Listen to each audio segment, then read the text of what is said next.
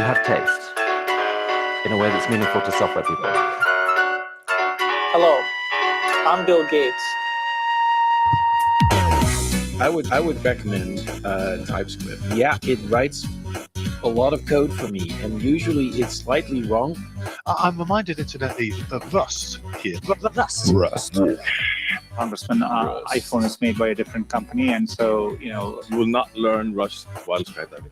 Boy, I'm sorry, guys. I don't know what's going on. Thank you for the opportunity to speak to you today about large neural networks. It's really an honor to be here. Rust. Data topics. Welcome to the data. Welcome to the Data Topics podcast. Hello, welcome to Data Topics Unplugged, your casual corner of the web where we discuss what's new in data every week. From cows to hip hop, anything goes.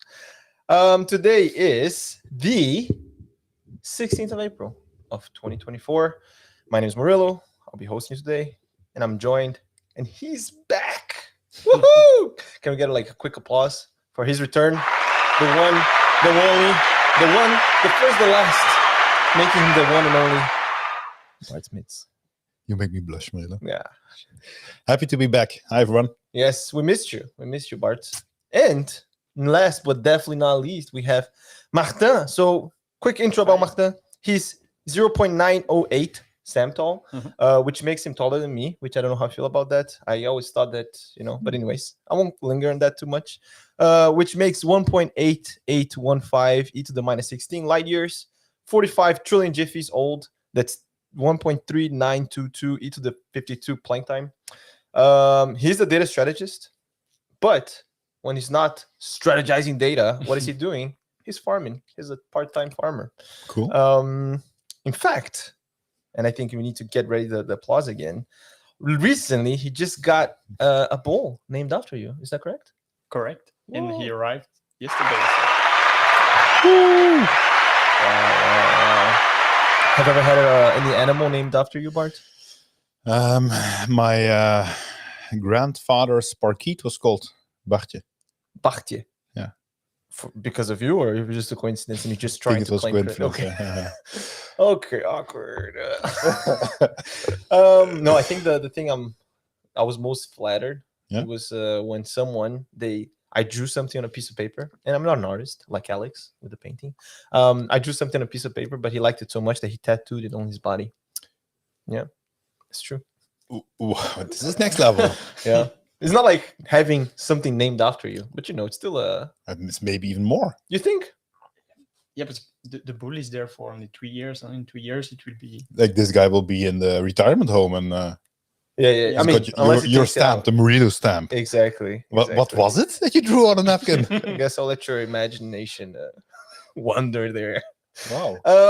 As the aforementioned before, he's a data strategist. I'm just saying this again because on the intro sheet, there's twice there as well. So I think you really wanted people to know that you're a data strategist. Mechanical engineer. Yeah. I'm actually a mechanical engineer too. Well, by education, I never worked as a mechanical engineer. Exactly the same. There we go. Specialized in fluid dynamics. Never worked in fluid dynamics neither. So. Did you like fluid dynamics? Kind of, but it was. That's a polite no. Yeah. But, okay. You're a runner. I try to be. Okay, I feel like you're very bold when you're typing, but then now that I'm bringing it up, it's like yeah. I run more and more, but Yeah. I'm still quite far when you look at other people at data routes. Yeah. Bart actually is a big time runner. Well, I know you're gonna say I used to be, now I'm old. Blah, Back blah, in the blah. days. Yeah. Back in the days. Before my running retirement. Yeah, but you still run though. So like Still just run. retired athletes. I run without any objectives. Okay. Oh, really? That is the best way to look at it. But didn't you talk on the podcast that you had like a Goopy thing going? Not Goopy, ChatGPT coach thing going. It's past. It's past. It's past. You retired up since then. Retired again. Okay. I sometimes come out of retirement. Right? Okay, just to I'm still here, guys. Just kind of okay. Like an artist, like the singer that releases is yet another album. Is going to say, this is really the last one. This is the last one. It's but then at some point, still finds fun in it. And are you saying you're like the Michael Jordan of running? Like you retire and come back? Is that maybe overstating this a bit too much? Yeah. Okay. What is the longest you've run, Martin? It's a marathon. That's Oh, nice. nice. Okay, that's. But impressive. I'm yet to run an official marathon because it was during COVID, so nothing was organized, and I had to do it on So my we have to own. take your word on us. Yeah, you can take my Strava for. Okay, okay. The European Championship marathons is coming to Leuven next year. I You can join this as well. Is it Everybody can join it. is it still time for me to? I think it's now. Like you need to register now. I think the registrations are like the pre-registration closed, but I think the registration is open now. I'll look at it. Once in a lifetime opportunity. And it's in 1 year exactly. I think. I think it's in March of 2025. Oh, March. It starts in. I'm not 100% sure the direction. I think it starts in Leuven and it ends up in Brussels. Okay, sounds nice. You're also a 3D printer. That's weird. Yeah, it's Weird statement. Identify as a 3D printer. I'm a 3D printer user. Okay. Yeah, Okay, You print 3D stuff. exactly. Yeah, since a long time. Yeah, for the people following us, we are also on live stream. Of course, we're back on the live stream. New time Tuesdays afternoon, end of day. We're on YouTube, LinkedIn, X, Twitch, all the works. And for some reason, Bart's Mac is like really acting up with the for people that have with a the Mac. automated reaction. So when you make gestures like this, I'm doing like the rock horns, like you get these Yes. automated reactions. Yes. So the it people- also sometimes shows a thumbs down for some reason. Yeah, I'm not sure. There should be like Maybe we should turn them off, right? thumbs up. Can you turn it off? Yeah, I can turn it off. Oh, okay. We have thumbs up, thumbs down, hearts, and Yeah, the the rock. heart is- Yeah, there's also heart. But for people following the live stream, if you have a MacBook, feel free to try as well. I'll turn it off. You should just work. 3D printer. Do you do this a lot? I used to. Now, what did you 3D print? I have it for now nearly 10 years, so I 3D Oh, wow. printed a lot of things, yeah. And especially during my mechanical engineering courses, I had to print a lot of parts for different projects, and it was really nice to use, but mostly for prototyping. When you had to imagine new machines, new systems, it's really good to prototype even small mechanism with small gears and etc. It works quite well for that. What's the most memorable thing you made with it? I think it's a project I plan to build a full humanoid robot with it, and the plans are A full what? Sorry, a full? Humanoid. humanoid Oh, wow. robot. Yeah, It's, I did the arm only, but it worked. Okay. The full hand, the full arm, and you could really control each finger Ah. individually, and it was quite scary and quite nice.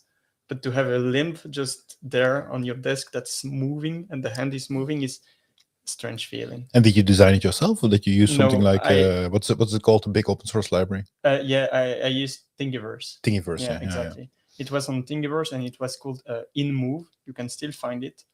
And but I had to custom some pieces because my 3D printer was a bit sketchy sometimes, so I had to adapt some pieces. And what did you do with this humanoid hand It was on just an a arm? proof of concept, and it's super fun to do. But Okay. Never heard of Thingiverse. Looks really cool. There's Yeah. quite a lot of stuff there. Yeah, but it's very really, big. It's very really big. specific for 3D Oh. printers like myself. Like me. That's really cool. That's really cool. Maybe for the people, I know people are dying to hear more about Martino, so I'll also put him. Martino the Bull. There we go. That's Cute. today actually, so Today. quite recent. Yeah. Oh wow! I can see the resemblance. I see why they named it Mhm. after you. Mm-hmm. I see that. He's quite young, only 18 months, so still a bit small, but Oh wow! already really good looking. Yeah. Handsome little fella. Mm. I'm proud of him. Oh, okay. Cool.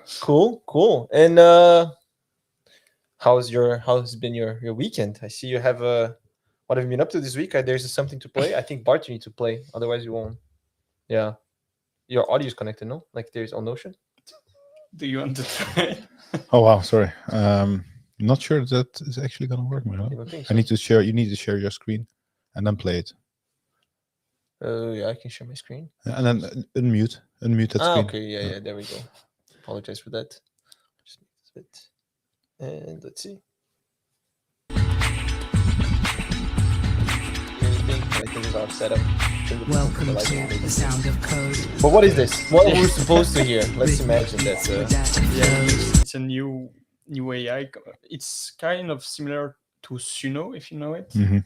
and you can just, but it's similar to Suno, but it's better. It's a new version. You can just ask for any song, and it will make you the song in a few minutes, few seconds, and it's super impressive. I don't actually know how they do it But with vocals, right? with vocals, Ah, with it's really, yeah. everything.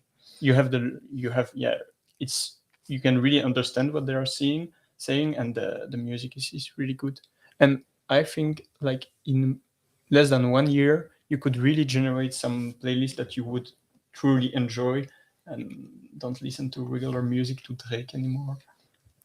And I think they also very recently, last week maybe, like they announced that they have new funding. They something like this is really.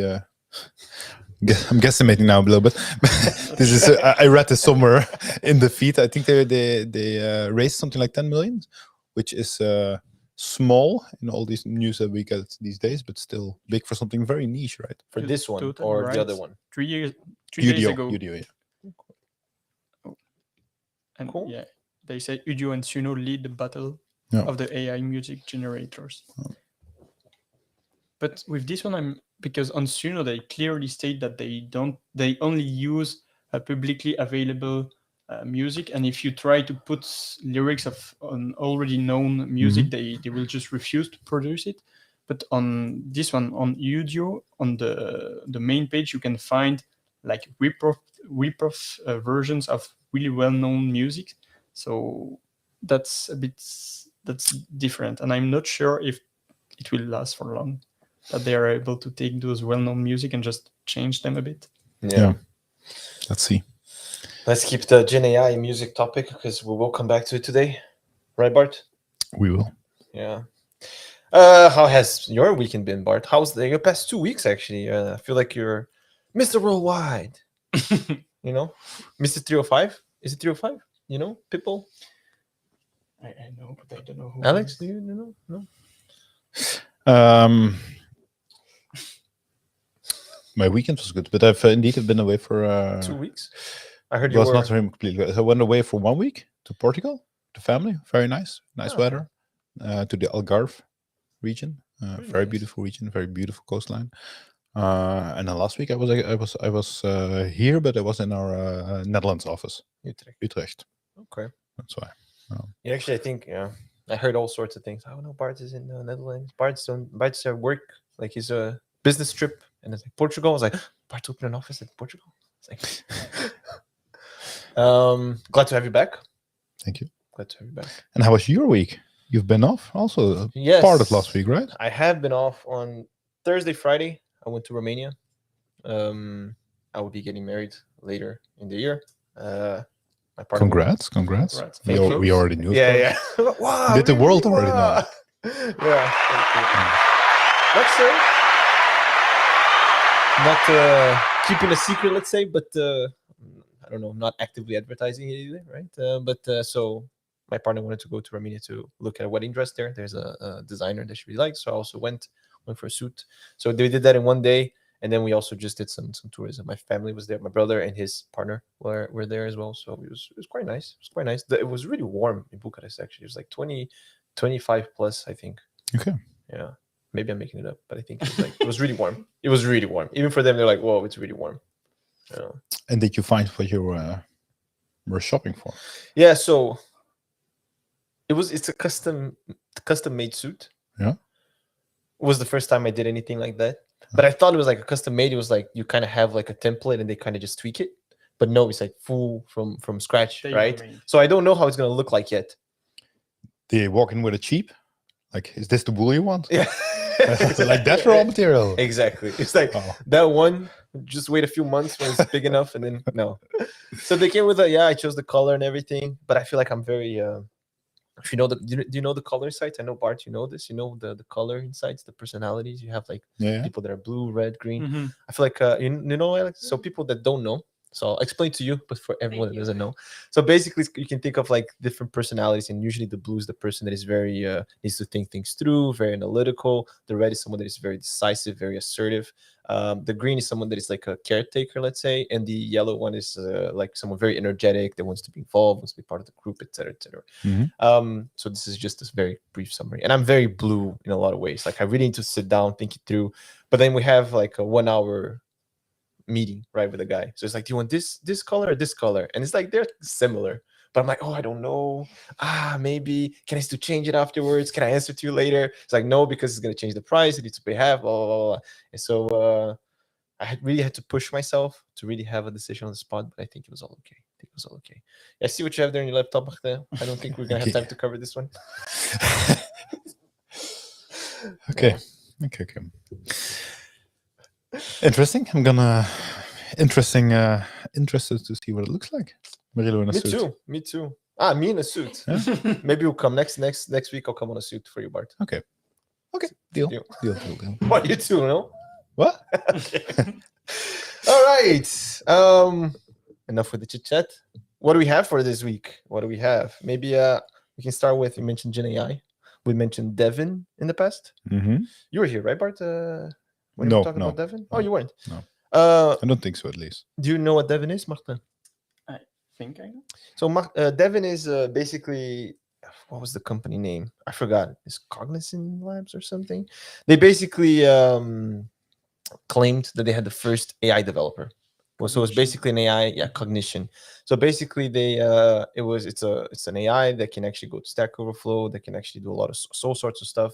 And the idea, the promise is that this AI bot can actually make you money, like with Upwork. So they actually had a video on Upwork. So we didn't dive in as much detail. Why am I bringing this up? Apparently, Devon has been debunked. So I'll share this, even though I won't play the video. I'll share this tab.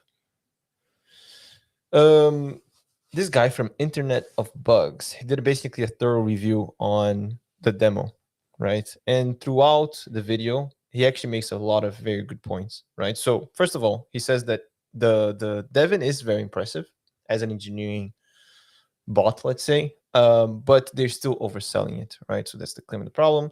They also mentioned, so this is the demo.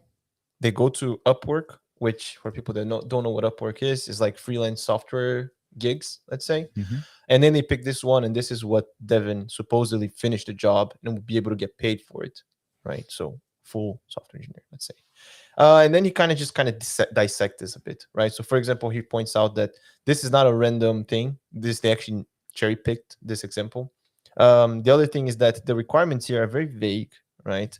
And actually what Devon delivers is not exactly what is asked here, right? So for example, EC2 instance on AWS, again, first thing that, according to him, you should ask is, what kind of instance do you want? What's your budget? Do you want to prioritize speed or do you want to prioritize that? Devon doesn't ask any of these questions. This is also something we talked about before.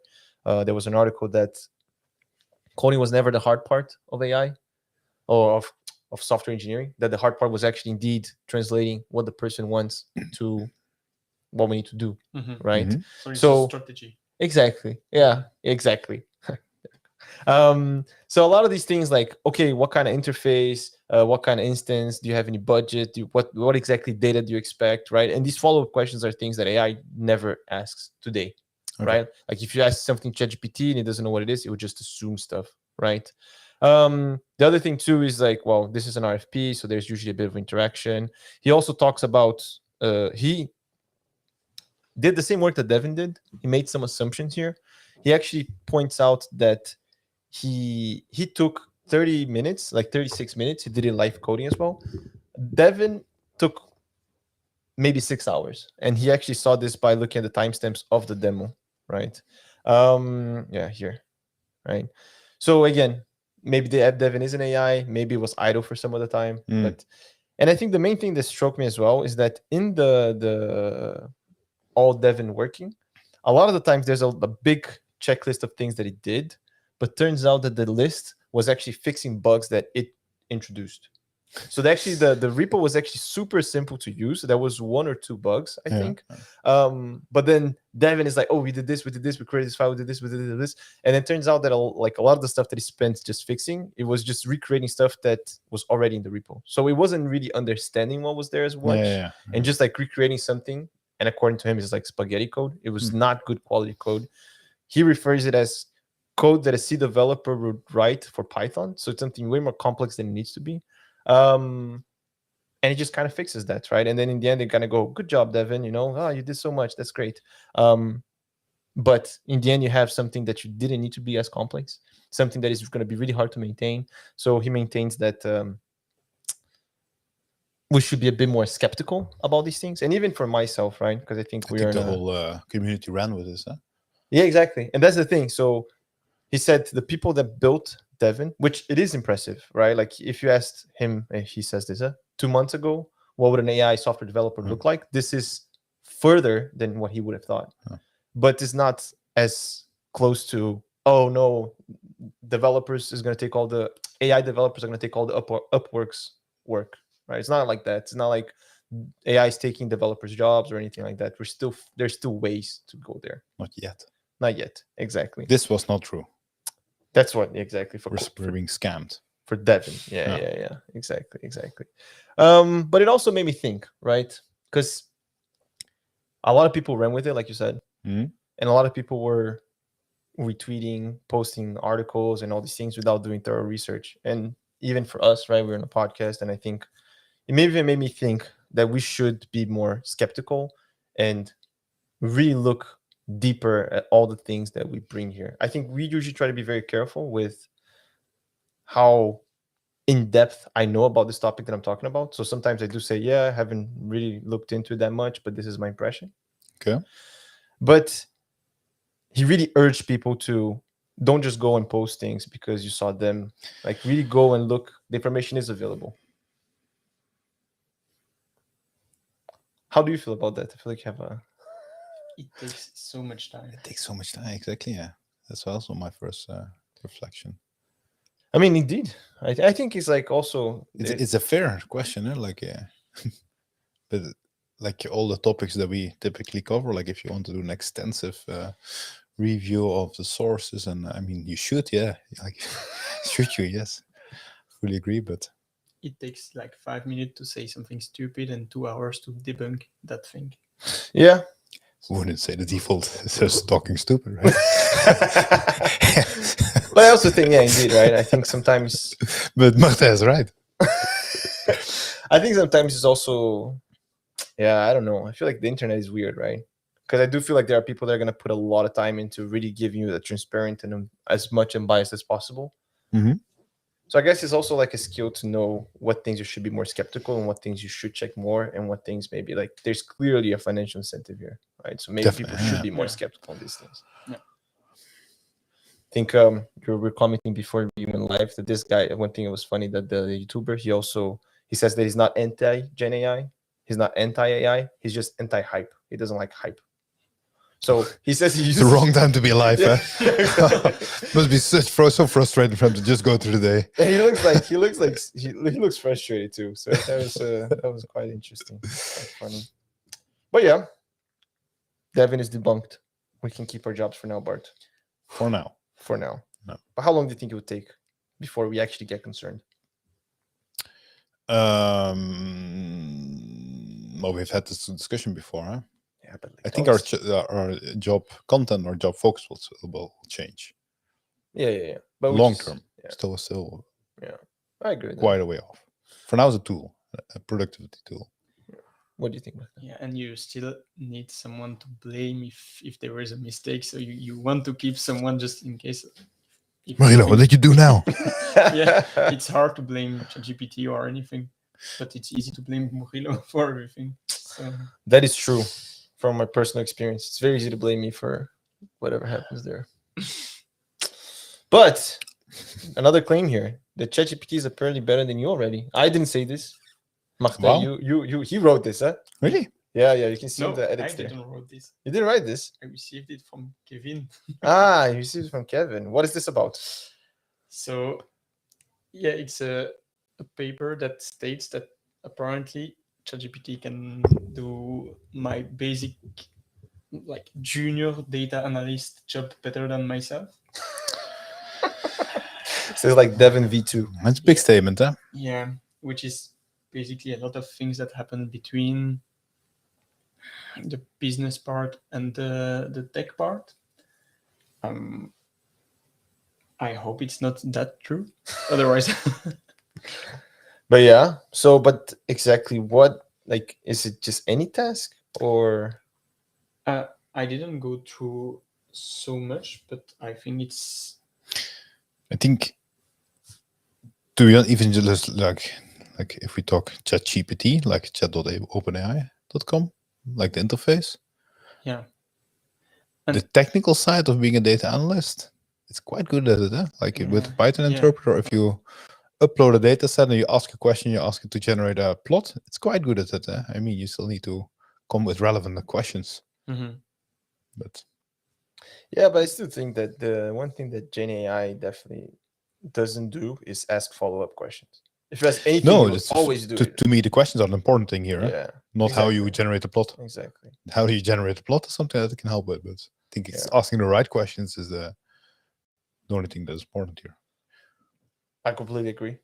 And I think also translating, right? Like sometimes when you talk to someone, they ask you something, and then after I was like, oh, actually, what you want to know is this, it's not that. Yeah. Right? And I think, arguably, I think what is also good at, if we talk about questions, like you ask a question, gives you some answers, but you can also ask it, like, are there any topics I haven't touched upon yet? Like to see a bit as a brainstorm partner. Mhm.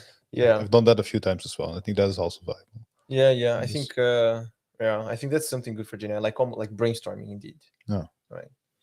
The different use cases. I feel like there are two different modes. One is like, well, three different modes that I use Gen AI. One is like to really just give me the end product.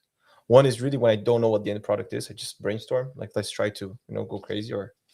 And then the other one is like when I'm looking for something and I just don't want to read three different articles and just kind of, I kind of know what I want. So it's like if I'm looking something on Stack Overflow, right? I ask for certain keywords. I kind of know what I expect, but I want it to be closer to my context. Yeah.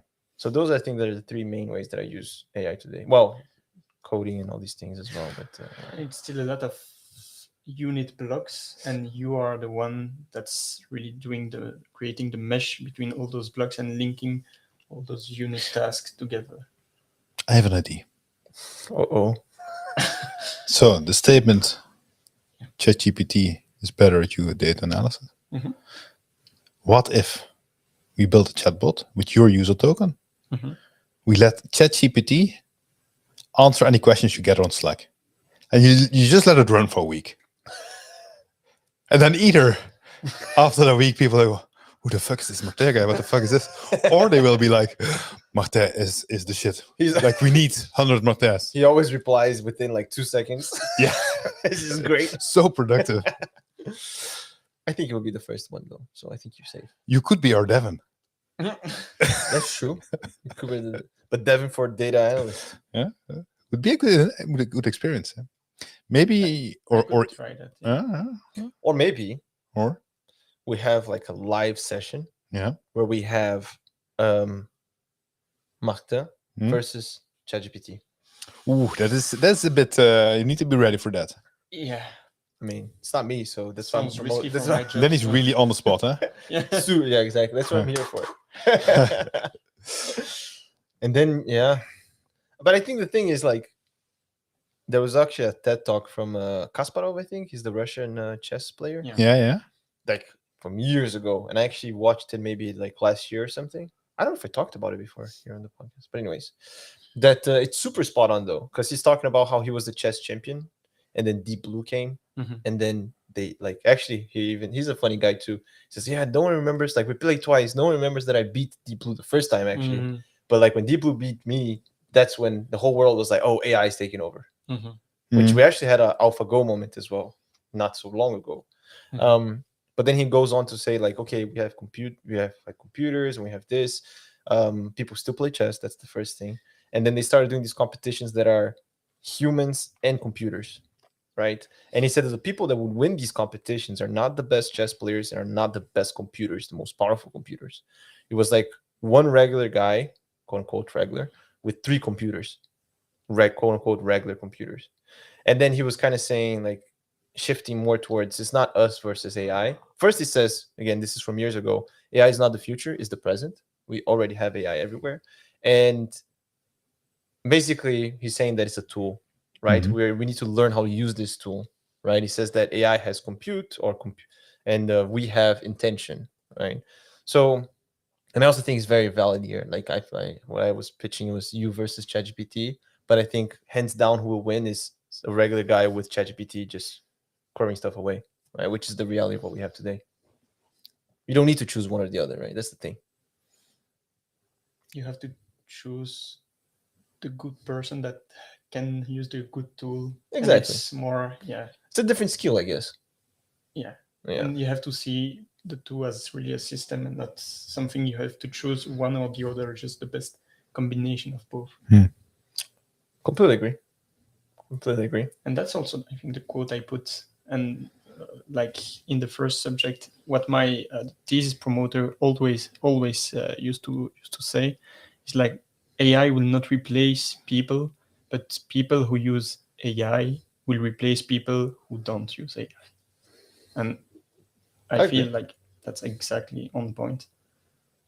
Amen to that. Amen. Preach.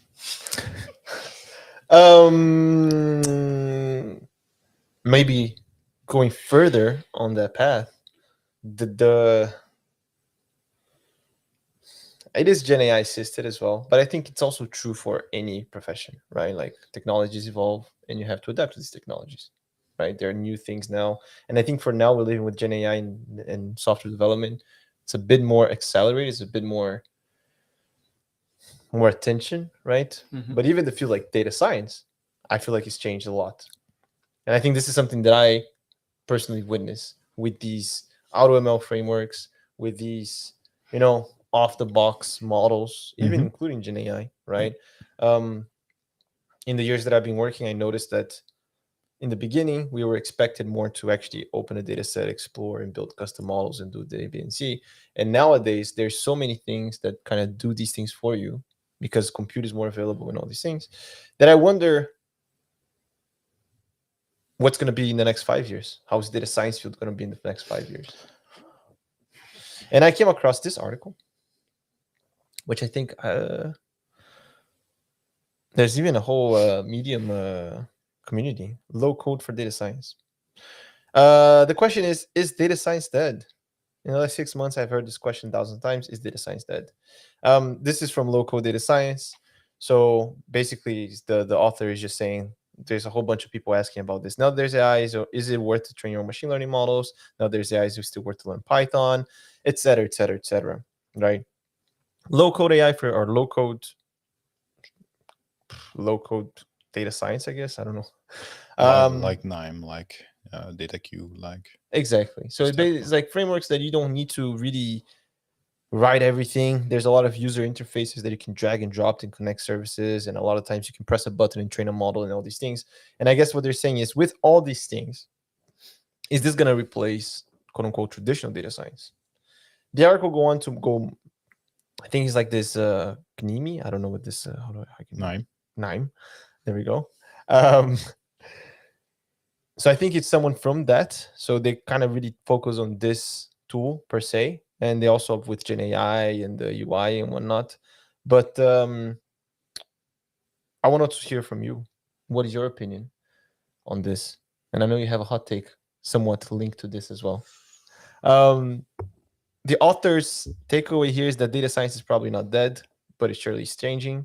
The best data science will not be the one code faster, but the one that can better direct the assembling of the data science project, taking into account data integration, data quality, blah, blah, blah, which is, I think it rhymes with what you said earlier. The best data scientists are the people that use the tools better, but it won't replace them necessarily. Do you agree with this? Totally, yeah. I think it's exactly what we say. Like, what's evolving is actually the tools, the technology, and people that can better use those new tools are the people who will be most successful. So What it's do you a think, logical Bart? evolution, I think.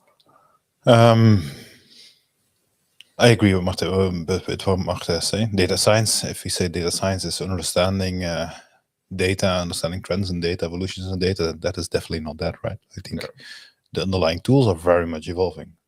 I think also the more typical components also make that it's easier to do these things without having a very specific setup. Like, stay a bit in the realm of low code, for example. Like, we use Zapier, Yes. which is just like there's an event happening, do something with it. It has a lot of LLM integration. Like, you, with very limited effort, you can do a lot of things, a lot of quote unquote data science related stuff. Where before that, to make that a reality, you needed a very extensive suite like NIME or Light Data IQ. And Yeah, I mean, there are still very good arguments to use those platforms, but I think we are evolving away from where it just becomes like it's not that complex anymore. Like, the typical technical setup you have is ready to do a lot of these things more or less out of the box, where maybe because of that you don't need as specific tooling as you like you needed 5 years ago. yeah. So I think I agree with what both said. I think also it's a bit, there's a hardship that I noticed from fresh graduates, because data science role changes, because now it's not the modeling as much, it's more the data understanding, I guess. But usually when people, well, back when I was a student, most people were really excited about the modeling part. Yeah, you were gonna be the next Gemini engineer, right? Exactly. Yeah. Right. And I think that's a bit of it's like reality. A misconception about Yeah, you know, I the think reality. when you have more and more tooling, you kind of see that it's really more about checking the data makes sense, checking with people to see that you're doing what you're expected to do, and less about tweaking parameters, creating your own neural network. And I do still think that there is a space for people modeling, creating these very custom things, but it's really when you have a very, very niche use case, you know. And yeah, but there is a disconnect there, right? Like, you learn about neural network architectures, propagation optimizers, these type of thing, and then you get into the working force these days with all these models as a service, and it's just you need to do a post request. Right? Yeah, I mean, and like, I'm very much simplifying things, before, but right? Like a dot fit, a dot predict. Yeah, even before, it's Right. like use this library and call dot fit on this object. Even then, there was a disconnect. Yeah. And I also think that for data science is particularly appealing because there's a lot of things that are very empirical. Like, if you're building your own neural network, it's like, okay, how many layers do you put? Oh yeah, maybe you can put 10, maybe you can put 20, maybe this, maybe that. Okay, what activation layers? How many neurons? How many this? And I feel like I had a lot of discussions with people. It's like, okay, why did you put this one in particular? And they're like, oh, experience, which is like, I think is a very polite way of saying I didn't really know. I just kind of have an intuition, you know, and it's very not reproducible as well, which I think is very tricky. I even heard someone saying that like data science is more of an art than a science, right? Which I also thought was interesting. And I also feel like because it's easier to build models, data scientists today are expected to have a wider range of expertise, you know, like building dashboards or building simple pipelines, or I think even like the MLOps stuff, like putting stuff into production is something that for machine learning engineers, you know, it's more and more and more expected now. So I also think that changed the role of data scientists or machine learning. Yeah, it's what they say. It's becoming more and more generalist, but we can also see that with the tools like Fabric, it's so general. And if you are like, you could imagine someone being a Fabric engineer, and he would just be able to do basically anything. Yeah, in the indeed. Data science world. Indeed. And I think even like the analytics engineer can do quite a lot of stuff as well, right? Like if you know, you need to have the basics in place, tool in place, Indeed. business understanding in place. But Indeed. Indeed. Stuff's evolving. We're in the hype domain. Yes. And talking about hype, is there a lot of hype still on RAG architectures?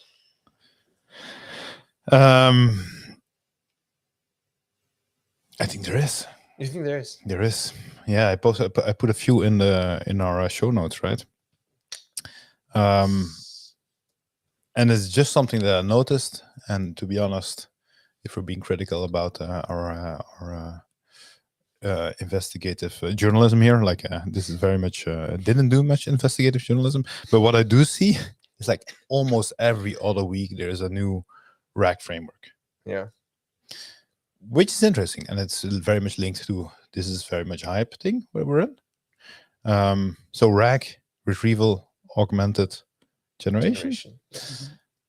So what these RAG frameworks try to do, and I listed a few and a lot into the show notes, is RAGflow, there is Canopy RAG from Pinecone, there is Verba from Weaviate, which is maybe a little bit more chat focused. There is R2R from Sci-Fi.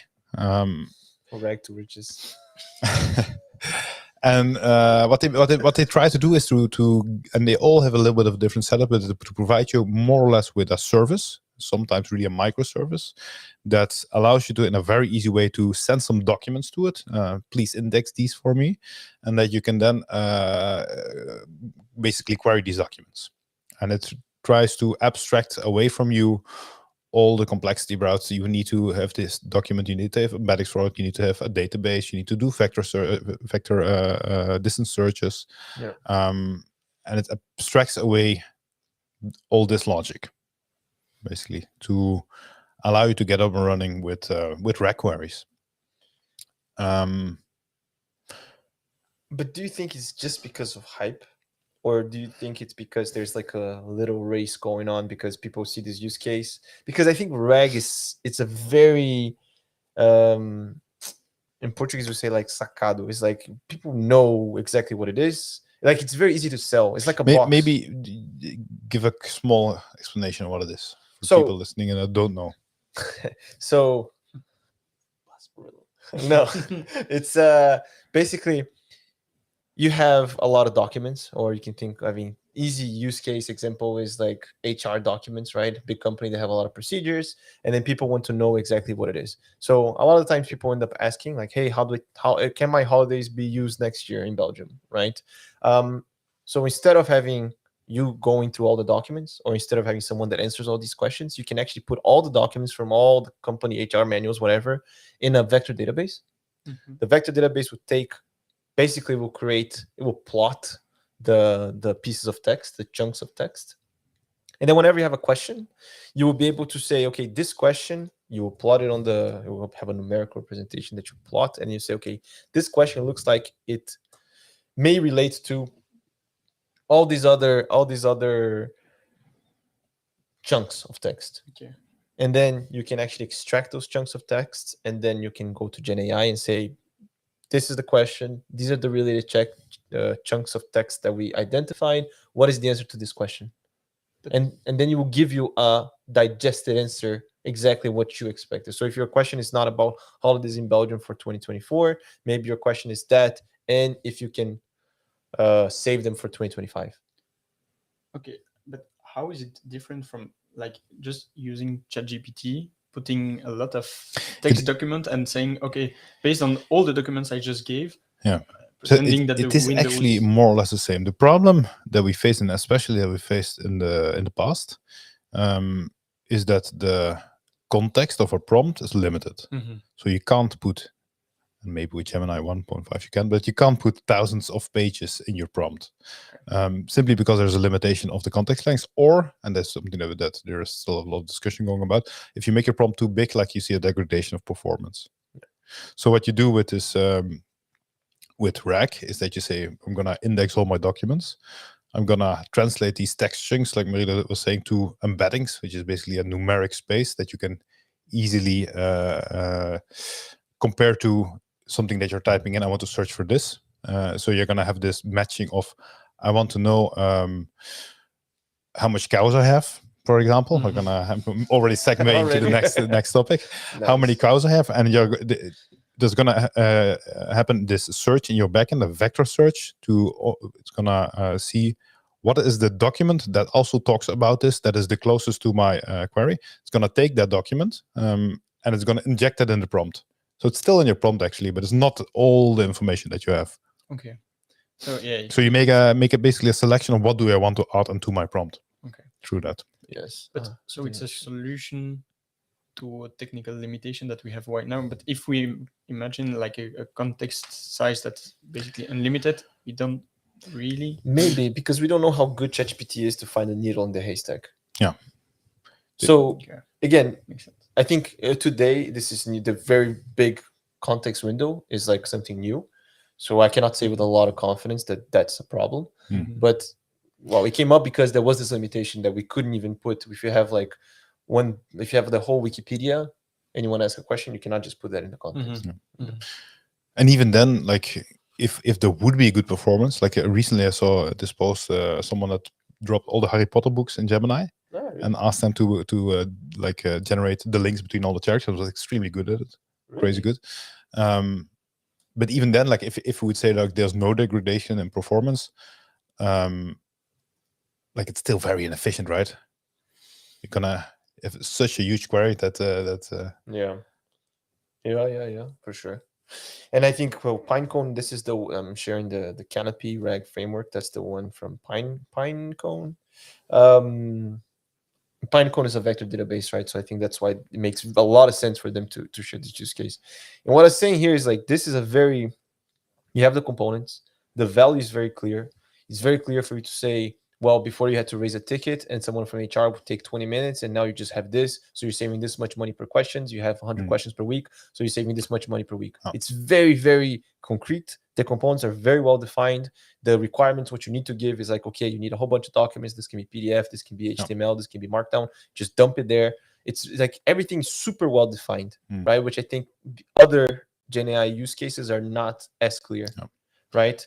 So I think is need is a backend for their service or a backend for your yet another chatbot service. Yes, it's super relevant, right? Because as an end user, then you have just a UI, you drop your documents in, and then it does things for you. Indeed.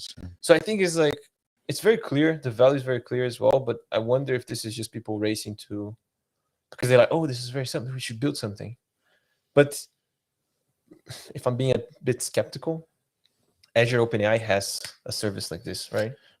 And meaning they have more or less something like this in their backend, right? Exactly, right. So it's like I see all these frameworks, and it's cool to look and see the ideas, but how different are they? I mean, yeah, maybe one optimizes for this, the other one optimizes for that, but like Azure and OpenAI, there's still the big names in this. True. Right. So for me today, if I have a RAG use case, I'd say like you're my client. You say, hey, I want to do RAG. It's like, okay, give me 50 documents. We'll dump it there and let's see if it works. Like, and I'll do it in like an hour max. I think if we talk about open source, because these are open source alternatives, the challenge of open source in this domain is that it is such a hype-driven domain. Yeah. That you have to see all of these stuff popping up, and I have no clue which one of them is still alive 3 years from now. True. Yeah, true. But yeah, I think because the thing is also it's open source, but the models are probably still going to host them somewhere.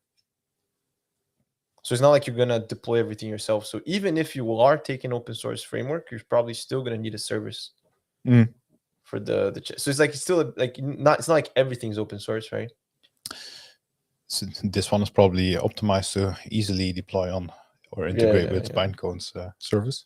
Yeah. I think verdict's still out. I mean, it's cool to see, but I still think it's more like people are. I think it's from the moment you say, I'm not going to leverage immediately like a managed service like Azure or like OpenAI Studio on Azure, to me, it still feels today very simple to build these things. Maybe I'm a bit hesitant to immediately leverage a framework, which I don't know what the future is going to hold. Yeah, I can resonate with that. I also see like something similar, and I know you're very anxious about the next topic, but I'll just say this. Another thing that I also see is like the unstructured to structured. Like you have text, and you say, okay, from this text, give me the person's name, age, height, whatever.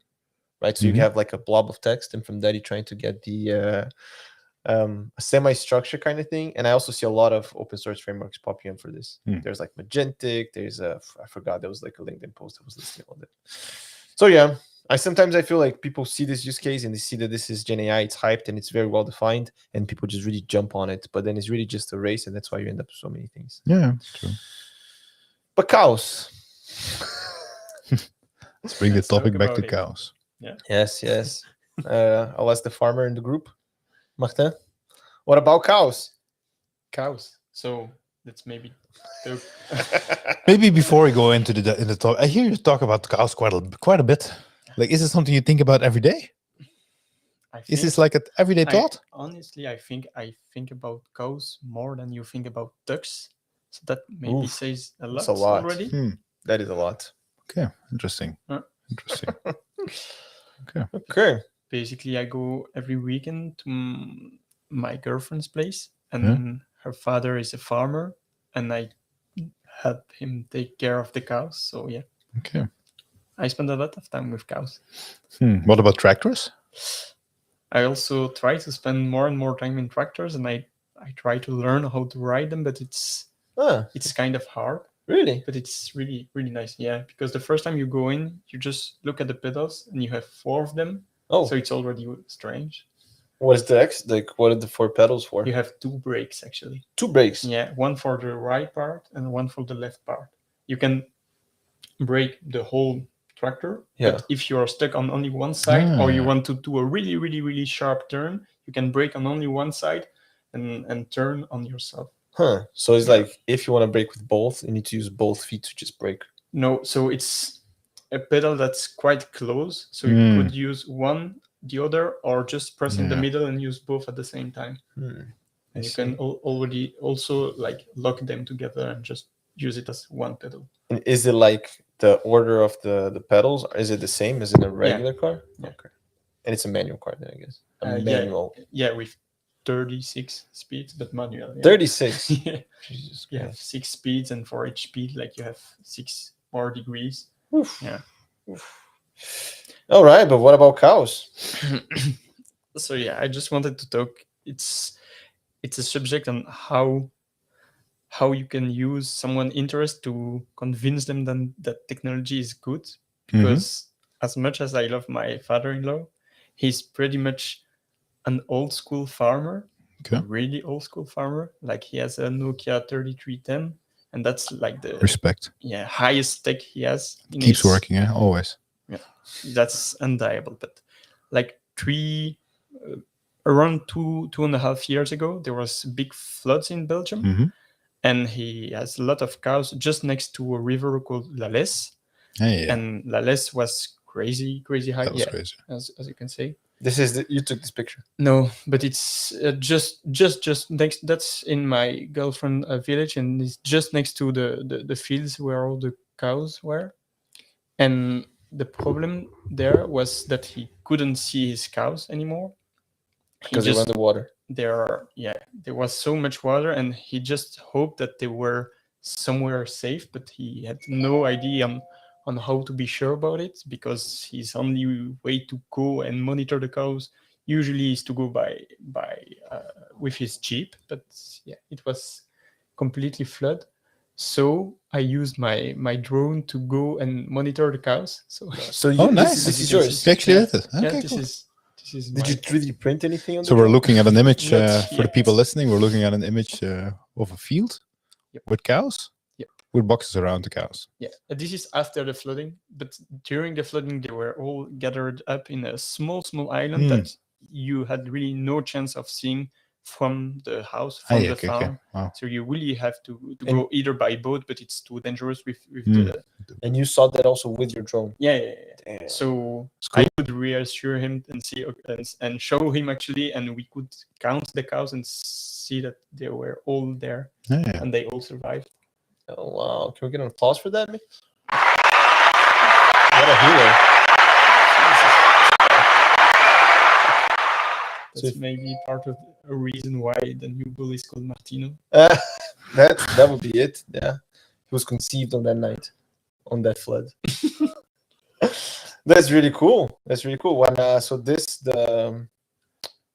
me a bit more about the drone and the algorithm and how the cow is like cow detector.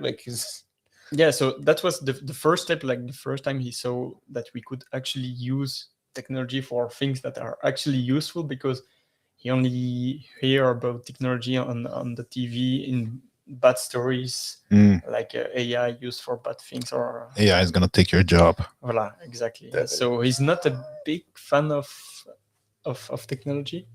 And then he realized that we could actually do nice things. And the next step is to actually automate part of his job to make his life a bit easier.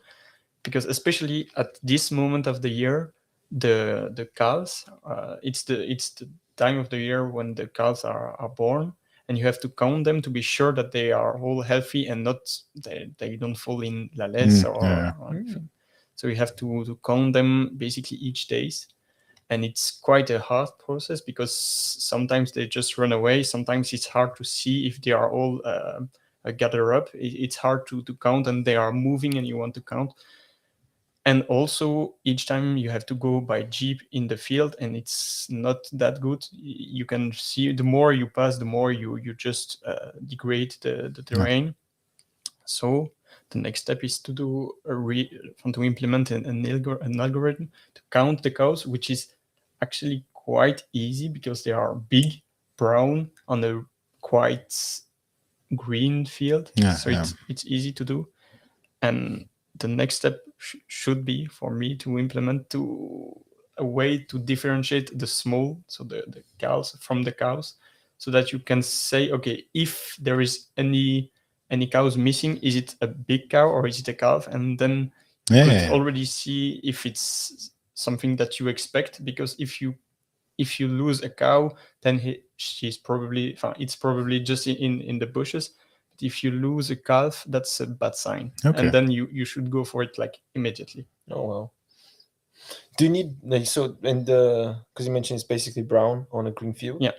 Do you need machine learning, or can you just do something computer vision, like look at the brown pixels, start green?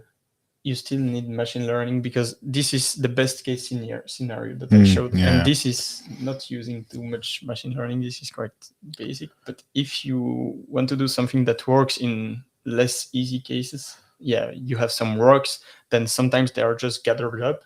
And if you just use the pixels, 3 cows which will just count as 1.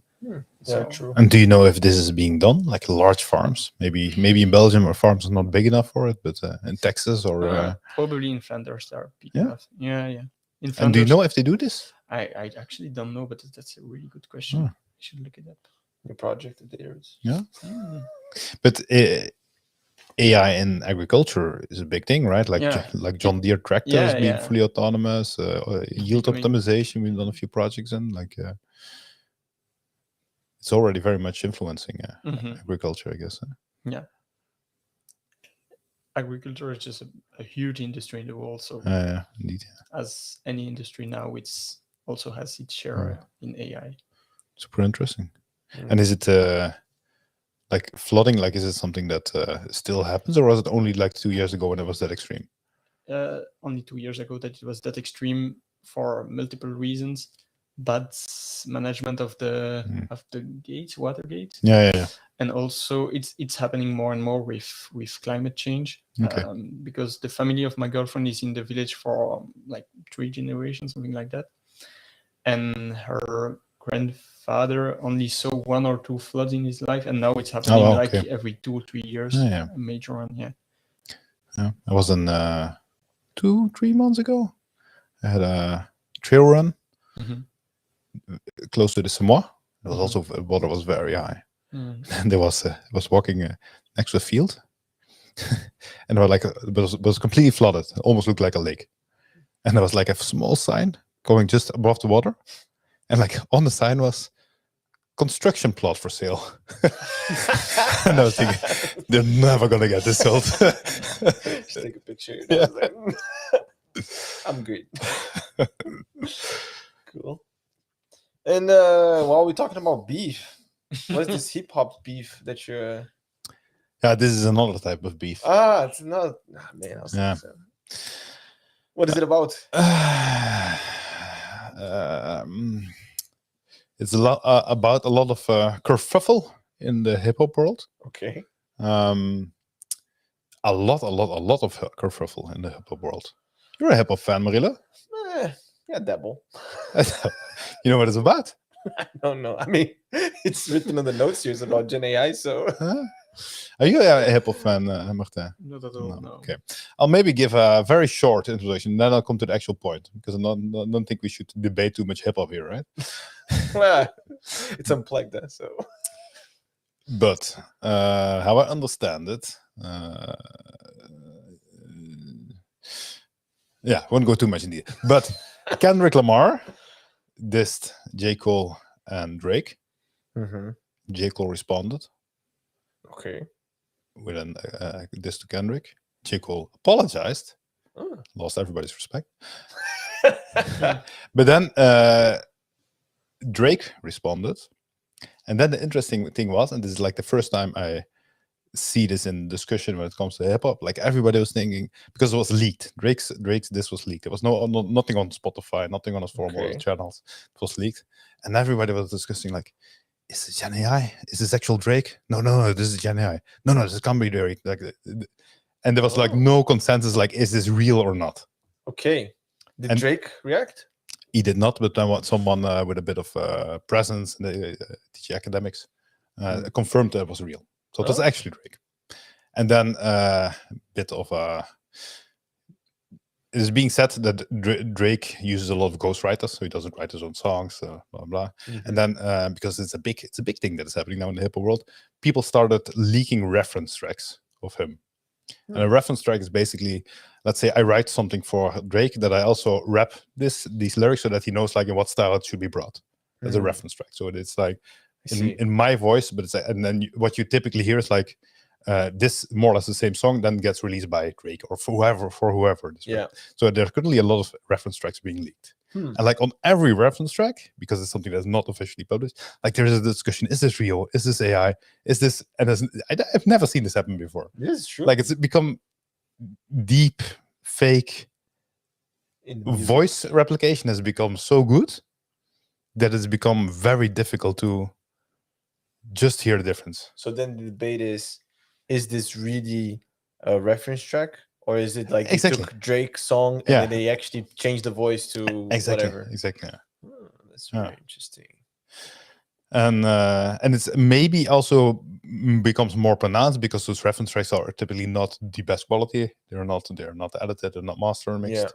But also I think in general, like a lot of music is auto-tune, like it's not super natural, so you expect a bit of aberrations. But it's the very first time that I hear like the default question is not, oh wow, there is this thing. No, is this real or not?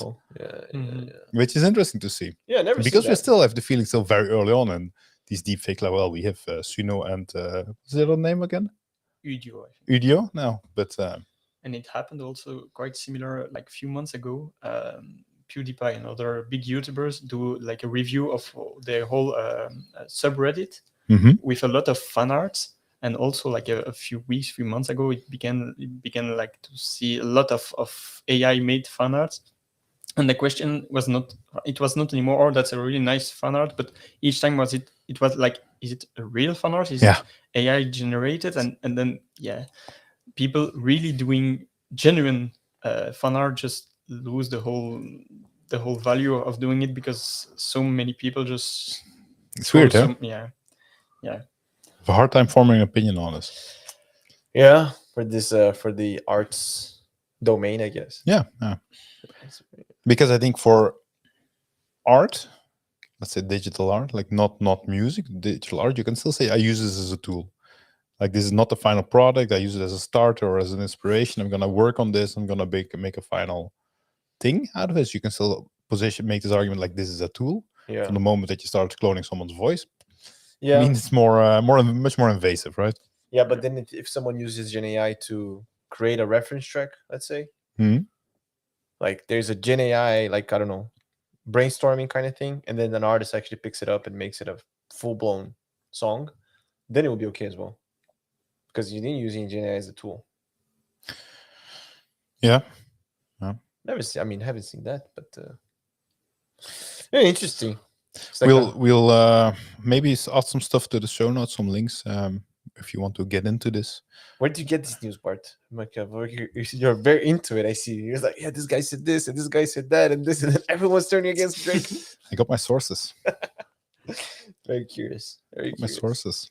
Everything's gonna be like Twitter. But we'll add some links to the show notes if you want to get into this realistic voice cloning. There's a big. I think maybe I should research this also more, but I think RVC2 version 2 is now the biggest model, realistic voice cloning version 2, which uses a number of pre-trained models for almost any type of artist or famous person that you can think of. Yeah, There are trained models that are hosted on Hugging Face.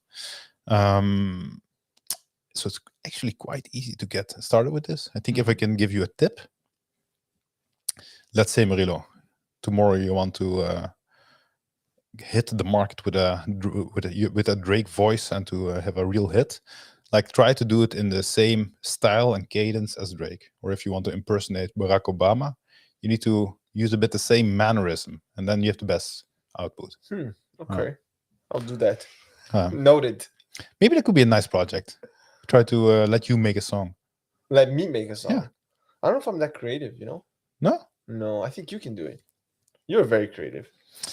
I mean, you already generated the intro song of the pod, you know? I think it's, That was the limit. right up your alley, yeah? It was not Gen AI. It was not Gen AI. No. Sure. Maybe you can do that with Gen AI, you know? We compare the results. Alrighty. I think that is all the time we have for today. I'm looking at you, Bart. I don't know. Martin, did you have anything else? You want to bring your sizzling take? Do you want to? Well, I mean, it's up to you. I can just launch it and Just throw it and then say set it's fire time. and then... Okay, what is it? My hot take. Yes. I've added a small word. So I think that low or no code is the future in most cases for all parts of data platform solution. And then I added, but that's maybe the reason why only a data strategist. I like how he makes like a very bold claim and then he's like, yeah, but maybe. But that's just me. What do you think about that, Bart? We see a lot to unpack here. So low code, no code, future in most cases for all parts of the data platform. So even before the whole AI thing, we like low code was gonna put us all out of a job. It's been like 15 this, years ago, 10 years ago, like it never happened. But I do agree, and we had this discussion on the side a bit on low complexity stuff. So, for example, if we talk about data pipelines, extract, load, transform. Extract and load is very simple. Like you need to define, this is where I get my data. I want to push that data to there. I think this type of stuff where there is no very limited complexity, and also meaning like you don't need extensive tests to know whether or not it works. I think that's a very good candidate for low code. Yeah, I think like in Zapier as well, one of the things I think is nice is that the authentication is super easy. Like if I was writing code, like I need to authenticate Google Calendar to Gmail. Yeah, to you this don't need and to worry about it. Exactly. You just click, there's the site, boom, done. Yeah. Yeah. I think from the moment that you start to doing more, if we stay in the realm of data pipelines, like the transformation aspect, from the moment that you start doing more complex things there, which you typically start doing, right? Like you do aggregations, you do cleaning, you do any kind of stuff. From the moment that you do that low code for one pipeline, you understand what's going on, and if something doesn't work, you can fix it. From the moment you scale it up to hundreds, that's a lot of complexity to have in a visual interface. It's very hard to test that at scale. It's very hard to have a good view on what is happening where in terms of observability. Then I think, let's say, more or less good practice, good software engineering practices. Let's have version code, clear tests, a clear CI/CD for these more complex things. I think that is still, for the foreseeable future, the smart thing to do. That's my opinion. So it is a hot take. It is a But hot I take. do. There's also a thing called, I think, System Initiative, that they were rethinking a bit how infrastructure as code would look like, and it's a bit more low code kind of thing, which I thought was interesting. So the analogy that really stuck with me is if you go for like 3D game engines like Unity or something, You do have a lot of the UI, so it's no code at all, Mhm. but you can still zoom into the code part if you need it. And I think the system initiative, it was something similar. So it's like I think they are basically saying like the Terraform resources like usually have stuff that interacts with each other, and Yeah. having that in a UI is nicer.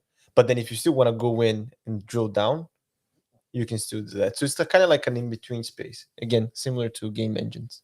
And they were saying that this is probably the next step into infrastructure as code, maybe other things as well, which I thought it was interesting. So it's tweakable low code.